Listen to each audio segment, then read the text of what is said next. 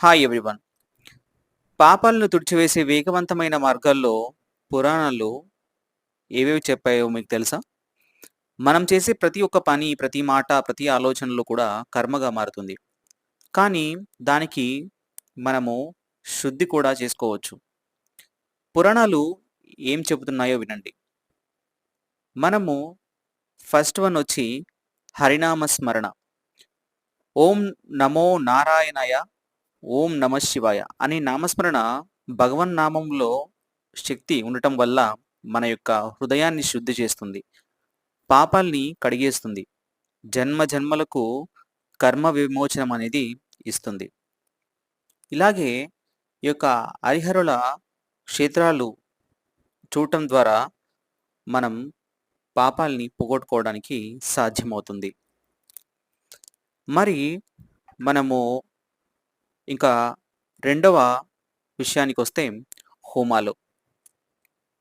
హోమాలలో రుద్ర హోమం, తర్వాత చండీ హోమం వంటి వాటిని మనము ఈ యొక్క పాపాలని నశించడానికి మనం చేయొచ్చు.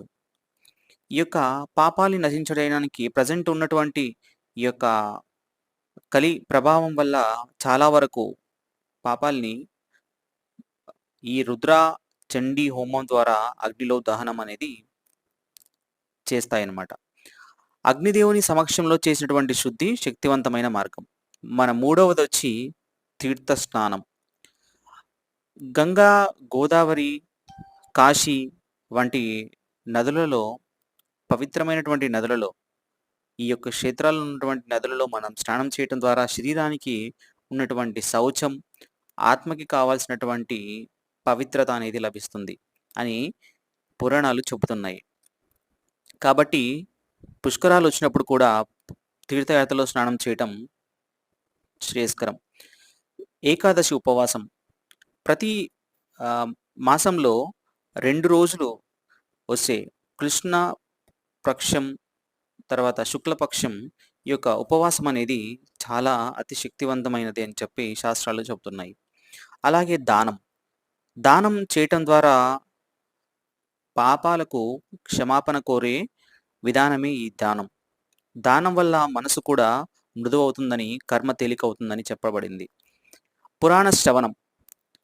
భగవంతుని గురించి తెలుసుకోవటం, శ్రీమద్ భాగవతం, రామాయణం, విష్ణు సహస్రనామం, లలితా సహస్రనామం ఇలాంటి వాటిని శ్రవణం చేయటం ద్వారా ఆలోచనలు మారుతాయి, జ్ఞానం వస్తుంది, పాపం పోతుంది.